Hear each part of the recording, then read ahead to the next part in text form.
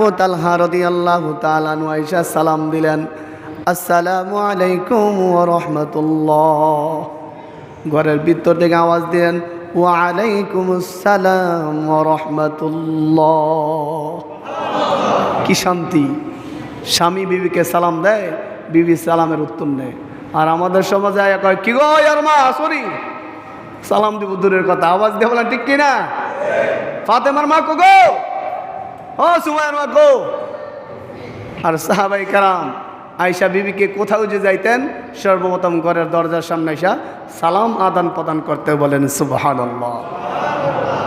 তা আল্লাহ বলেন সালাম দিলে শান্তি বর্ষণ হয়। তা আমাদের থেকে সালাম নাই, শান্তি কোথায় থেকে আসবে? আওয়াজ দিয়ে বলেন ঠিক কিনা? শান্তির আশা করি, আমাদের কেন শান্তি নাই? কারণ আমরা শরীয়তের বিধিবিধান কোনই মানতে রাজি না। হযরত আবু তালহা রাদিয়াল্লাহু তাআলা আনহু যুদ্ধের ময়দান থেকে বাড়িতে ফেরার পর করে দরজার সামনে এসে যখন সালাম দিলেন, সালাম দেওয়ার পর আবু তালহার বিবি উত্তর দিলেন, ওয়া আলাইকুমুস সালাম ওয়া রাহমাতুল্লাহ।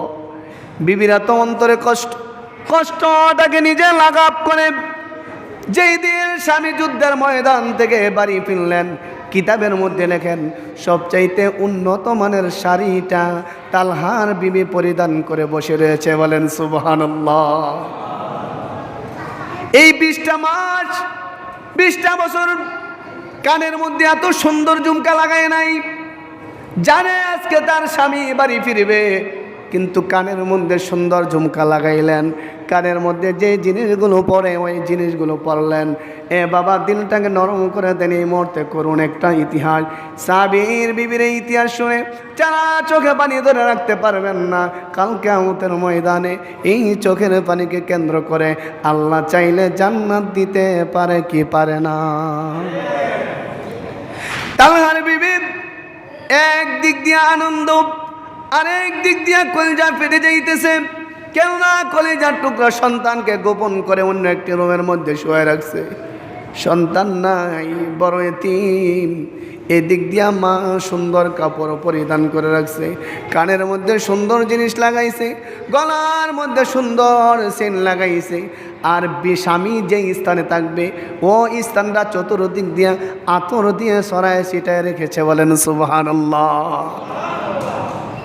হযরত তালহা রাদিয়াল্লাহু তাআলা আনহুকে বিবি বললেন, স্বামী আমার দীর্ঘদিন পরে কাফের বেদিনদের সাথে মোকাবেলা করা আপনি বাড়ি ফিরলেন। স্বামী আমার, আপনার চেহারাটা দেখা আমার কলিজাটা বাং বাং হয়ে যাইতেছে এবং আমার জীবনের চাইতে সব চাইতে বেশি মোহাব্বত আপনার প্রতি আমার অবিচল অটল হইতেছে, বলেন সুবহানাল্লাহ। স্বামী ডাক দিয়ে বলে, বিবি আমার সব কথা শুনলাম, বলো আমার কলিজার টুকরা সন্তানটা কোথায়? বাবার মন তো মার মন। দেখবেন সন্তান যদি বিপদে পড়ে, দুনিয়ার কোনো মানুষ জানুক আর না জানুক, কিন্তু বাবা মার অন্তরে বাড়ি খাওয়া যায়, ঠিক কিনা? তালহা কেমন জানি একটি ভাব নিয়ে বলে, বিবি আমার কেন যে মনের মধ্যে শান্তি লাগতেছে না, বিবি খাবার খাইতে মনে চাইতেছে না, বলো আমার কলিজার টুকরা সন্তানটা কোথায় রে বিবি, বলো। ডাক দিয়ে বলে, স্বামী আমার আপনি আগে খাবার খান, তারপর বলতেছি আপনার ছেলে সন্তানটা কোথায় আছে গো। কাল বিলম্ব না করে আপনি খাওয়ার পরে আমি বলে দিচ্ছি আপনার সন্তানটা কোথায় আছে, বলেন সুবহানাল্লাহ। স্বামীকে বুলায় রাখতেছে, কিভাবে বুলায় রাখতেছে দেখেন কত করুণ। তালহা রাদিয়াল্লাহু তাআলা আনহু যেই মাত্র খাবারের মধ্যে বসলেন, কোনোভাবে খাবারের মধ্যে তার মন ঝুঁকে না, কোনোভাবে খাবারের মধ্যে মন বসে না, খাইতে চায় না। বিবি বারংবার বলে, আপনি আগে খাবারে খেয়ে নেন, তারপর আপনার সাথে আমি কথা বলতেছি। বলে, আমি কেন যে আমার পেটের ভিতরে খাবার যায় না রে বিবি, আমার মনটা কেন যেন ছটফট করতেছে। বলে, স্বামী আমার আপনি দীর্ঘদিন কাফের বেদিনদের সাথে মোকাবেলা করছেন, এই জন্য আপনার খানার আহার আপনার থেকে উঠে গেছে, এই জন্য হয় মনে হয় আপনার খাবার এমন বসে না। ওই দিক দিয়ে আমার আল্লাহ তাআলা গায়বী আলহামের মধ্যে জানায় দেয়, তালহা রে, আজকের পর থেকে তোর কলিজার টুকরা সন্তানটাকে এতিম করে দিলি, আর দেখবি না। তালহা রাদিয়াল্লাহু তাআলা আনহু একটা কথা যে না বলে, শোনো বসো, সুট করি আসে না, আরো ডিস্টার্ব করে দিই, কেন মুরসা দিবা বলা করে। তালহা রাদিয়াল্লাহু তাআলা আনহু এমন সজোরে কান্ত মানে না, কলিজা ফেটে যায় এমন বাপ।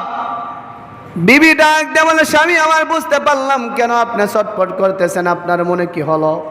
আপনাকে কাফের বেদিনেরা বেশি মারছে নাকি? ওই মায়ের প্রহারের কারণে আপনি কি কান্দেন নাকি?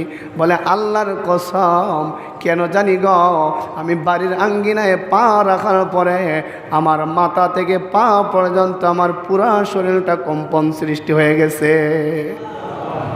স্বামী কি বলতেছেন, আপনি কি বলতেছেন? আপনার কথা শুনে তো আমি মন মানাইতে পারি না, আর গোপন করে রাখতে চাই না। স্বামী, আপনি একটা কথা আমার বিশ্বাস করেন, আমার আল্লাহ যে সব কাজে আদেশ দিয়েছে এবং নিষেধ করেছে, ওই কথাগুলো আপনি মানেন কিনা? বলে, হ্যাঁ, আল্লাহর প্রত্যেকটা বিধি বিধান আমি অবশ্যই মানি। বলেন সুবহানাল্লাহ। স্বামীরে কিভাবে ওয়াজ করে দেখেন, ডাক দিয়ে বলেন, এ স্বামী, আল্লাহ পাক রব্বুল আলামিন বলেন, ইয়া'মুরুনা বিল মা'রুফি ওয়া ইয়ানহাউনা আনিল মুনকার ওয়া তু'মিনুনা বিল্লাহ।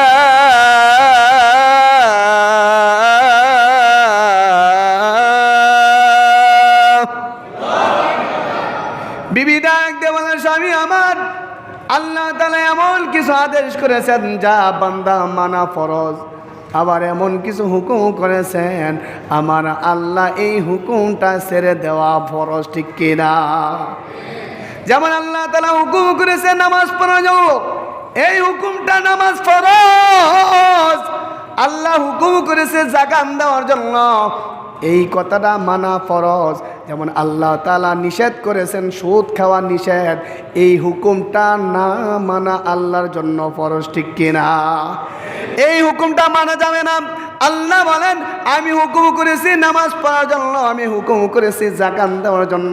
বান্দা এইগুলা যদি মানো তাহলে আমার কথা মানলা, আর যে কথাগুলো আমি নিষেধাজ্ঞা করেছি ওইগুলা যদি তুমি ছেড়ে দাও, আমার বিধিবিধান মানলা, আমার বিধিবিধান মানার কারণে আমি আল্লাহ তোমাকে জান্নাতের মালিক বানায়া দিব।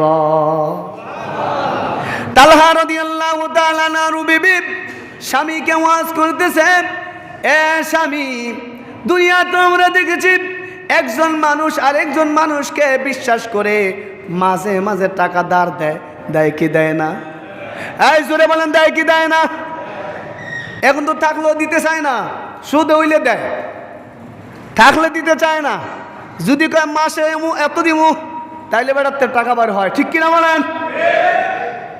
এ ভাই, তুমি যদি একজনকে 1000 টাকা তুমি ধার দিলা, এক মাসের কথা কইয়া দৈনন্দিন তুমি 1000 টাকা যদি সদকা করো, তোমার আমল নামায় যেই সওয়াব হবে, একটা মানুষকে যে উপকার করলা এক মাসের জন্য 1000 টাকা দিয়া, দৈনন্দিন 1000 টাকা সদকা করলে যেই সওয়াব, এই সওয়াব আল্লাহ তোমার আমল নামার মধ্যে দিয়া দিবে। আরো জোরে কোন? তাইলে ধার দিবেন, ধার দেওয়া সওয়াবের কাজ। ধার দিতে চায় না, আর ধার কেমনি দিব? আপনি এক মাসের কথা কয়ে আনিয়া 6 মাস পরও বেটার টাকা দেন না, এমন ধরনের মুনাফিক সমাজে কম না বেশি? এই জোরে বলেন, কম না বেশি? নেওয়ার সময় খুব মিষ্টতার সাথে নেয়, মামা খালু যা আছে তা বলে, ওয়া মিম্মা রাযাকনাহুম ইউনফিকুন।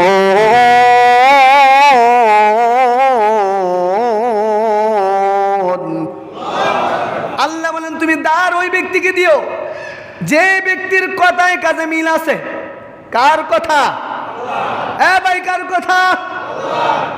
তা আপনি কথা কয়ে নিলেন, 1 মাসে 6 মাস পরও বেটার টাকাটা দিলেন না। বলেন বেড়ায় আপনার প্রতি দিয়া কেউ অপরাধ করলো নাকি?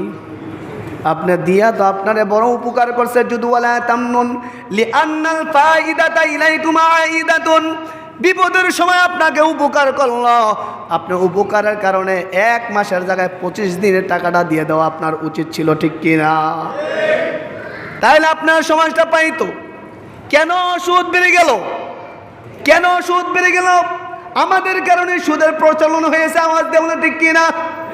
আমাদের কারণে হয়েছে। কেননা আমাদের লেনদেন ভালো না, এই কারণে আমাদের সমাজটা বেছে নিছে সুদ আর ঘুষে। আওয়াজ দেয়া বলেন ঠিক কিনা? তা আমি যেই কথাটা আপনাদের মাঝে বলতে চাই, তালহা রাদিয়াল্লাহু তাআলা আনহুর বিবি ডাক দিয়ে বলে, স্বামী, মাঝে মাঝে দেখবেন একটা মানুষ বিশ্বাস করে আরেকটা মানুষের কাছে টাকা আমানত রাখে। রাখে কি রাখে না?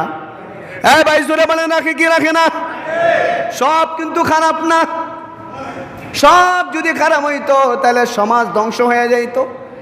এখনো এমন আল্লাহর ওলি আছে, আপনি রাতে 3টা বাজে ঘুমান, আল্লাহর কিছু বান্দা রাত্রে 3টা বাজে তাহাজ্জুদ পড়ে কয়, আল্লাহ আমাদের সমাজটা সুন্দর করে দেন, আল্লাহ গো আমাদের সমাজের ছেলে মেয়েদেরকে গাঞ্জা মদ থেকে আপনি কুদরতিভাবে হেফাজত করেন।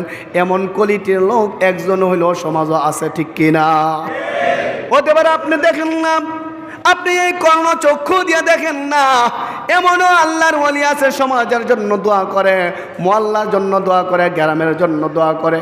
আল্লাহ বলেন ওই দোয়ার ফসলে তোমাকে অসংখ্য বিপদ থেকে কুদরতিভাবে হেফাজতে রাখেন কে? তো আমানতদারিতা কাকে বলা হয়? আমানত। আমি ক্যাশিয়ারকে বললাম, ক্যাশিয়ার ভাই, আপনার কাছে আমি 10,000 টাকা দিলাম আমানত, কিন্তু এখন আমানত রাখার পরে আমাকে না জিগায় 1 টাকাও সে খরচ করা তার অধিকার নাই, ঠিক কিনা? যদি আমি আমানতের খেয়ানত করি, আল্লাহ পাক রব্বুল আলামিন বলে আমানতের খেয়ানত যদি করে বান্দা কি হবে? ফাআম্মাল্লাযীনা কাফারু কুতিআত লাহুম সিয়াবুম মিন নার।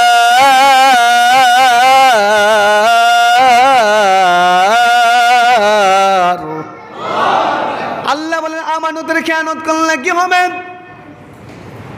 ও হাজী সাহেব, আমানতের খেয়ানত করলে কি হবে? তোমার শরীরের মধ্যে যে কাপড়টা আছে, এই কাপড়টাকে আল্লাহ আগুনের কাপড় বানাইয়া তোমার শরীরের মধ্যে পরাইয়া দিবে। বলেন ওই সময় আরাম লাগবো না কষ্ট? জোরে বলেন, আরাম না কষ্ট? সর্বনিম্ন শাস্তি হলো আমানতের খেয়ানত করলে। আল্লাহ কয় আগুনের কাপড় কাইটা তার শরীরটার মধ্যে পরাই দিমু। যদি পারে বেড়ায় আমানতের খেয়ানত করো, তাহলে বোঝা যায় আমানতের খেয়ানত করা আল্লাহ পছন্দ করে না।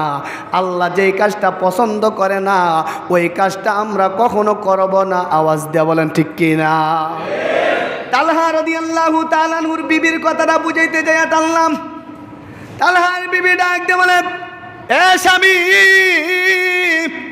প্রত্যেকটা বাবাকে আমার আল্লাহ কাউকে ছেলে দেয়, কাউকে মেয়ে দেয়, কাউকে মেয়ে দেয় ছেলে দেয় না, কাউকে ছেলে দেয় মেয়ে দেয় না। প্রত্যেকটা বাবাকে ছেলে মেয়ে দিয়া আল্লাহ বলে, বান্দা তোরে আমি আমানত হিসাবে দিলাম রে বান্দা, এই তোর ছেলেটা তোর কাছে আমি আমানত হিসাবে আমি আল্লাহ দিলাম, তোর মেয়েটাকে আমি আল্লাহ আমানত হিসাবে দিলাম। আমি আল্লাহর যদি মন চায় যে কোনো সময় তোর মেয়েটাকে আমি নিয়ে যাইতে পারি, যে কোনো সময় তোর ছেলেটাকে আমি আল্লাহ নিয়ে যাইতে পারি। আল্লাহ তাআলার এই অধিকার আছে কি না? জোরে বলেন, আছে কি নাই? তালহার বিবি ডাক দিয়ে বলেন, যখন স্বামী স্ত্রী ঘুমায় গলার মধ্যে মাথা রেখে কয়, স্বামী বুক মানাইতে পারি না গো বিবি, স্বামী বুক মানাইতে পারি না, আর গোপন করে লাভ নাই, কিছুক্ষণ পরেই ফজরের আজান হয়ে যাবে, আমি আর গোপন করতে পারি না, আমি আর গোপন করতে চাই না। আপনার কাছে কেউ যদি আমানত রাখে, কিছুদিন পরে যদি আমানতরা চায় আপনি দিবেন কিনা? বলে দিব। আমানতরা দিতে যায় কি আপনি কষ্ট পাইবেন? কয় কেন কষ্ট পাবো? সে তো আমার কাছে আমানত রাখছে, আমি যদি আমানতরা বুঝাই দিতে পারি তাহলে আমার মনটা খুশি থাকবে।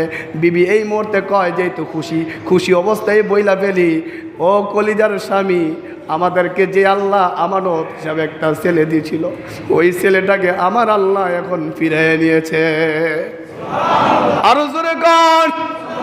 স্বামী দুইটা চোখের পানি সারে দিয়া বলে, আল্লাহ দীর্ঘ 20 বছর পরে বাড়িতে ফিরলাম, আমার কলিজার টুকরা সন্তানকে এক নজর আমি দেখতে পারলাম না। আল্লাহ গো, দুনিয়াতেও যদি না দেখলাম, কাল কিয়ামতের ময়দানে আমাকে শহীদি মর্যাদা হিসাবে আমার ছেলেকে সাক্ষাৎ করাইয়া দিও। বলেন সুবহানাল্লাহ। এই জন্য আমরা আমানতের খেয়ানত করব না। পারবো তো ইনশাআল্লাহ? হ্যাঁ ভাই, পারবো তো ইনশাআল্লাহ? আর আমার মা বোনেরা যদি ঘরে থাকে তাদের দাম বাড়বো। পিপিলিকার সামনে চিনি ফালাইয়া যদি ওয়াশ করেন, পিপিলিকা চিনি খাইও না, বলেন চিনি খাওয়া বন্ধ করবে? এই জোরে বলেন, বন্ধ করবে? মিষ্টি কয়েকটা টুকরা বললে কিছুক্ষণ পরে দেখবেন বইরা জায়গা পুরা মসজিদ। এই পিপিলিকাকে দাওয়াত দিল কে? কয় পিপিলিকার প্রধান খাদ্য হইল মিষ্টি, ঠিক কিনা? তো যুবক ছেলেদেরকে যতই বলেন ইফটিজিং বন্ধ করো, ইফটিজিং বন্ধ করো, কিয়ামত পর্যন্ত বন্ধ হবে না। যতদিন পর্যন্ত আমার মা বোনেরা গুপ্রাপক ভিতরে না যাবে, যতক্ষণ পর্যন্ত নিজ গৃহে না থাকবে। যুবকদেরকে যত ওয়াজই করেন না করো, পিপিলিকার সামনে চিনি ফেলায় ওয়াজ করলে যেমন কাম হয় না, যুবকদের সামনে মেয়েদেরকে উলঙ্গপনা নামাইয়া যুবকদেরকে যতই ওয়াজ করেন না কেন, যুবকরা বলবে 1 সেকেন্ডও মানি না। আওয়াজ দিয়ে বলেন ঠিক কিনা? ও মা, বিলার সামনে সুটকি রেখা যদি কয়, বিলাই তুমি অনেক ভালো মানুষ,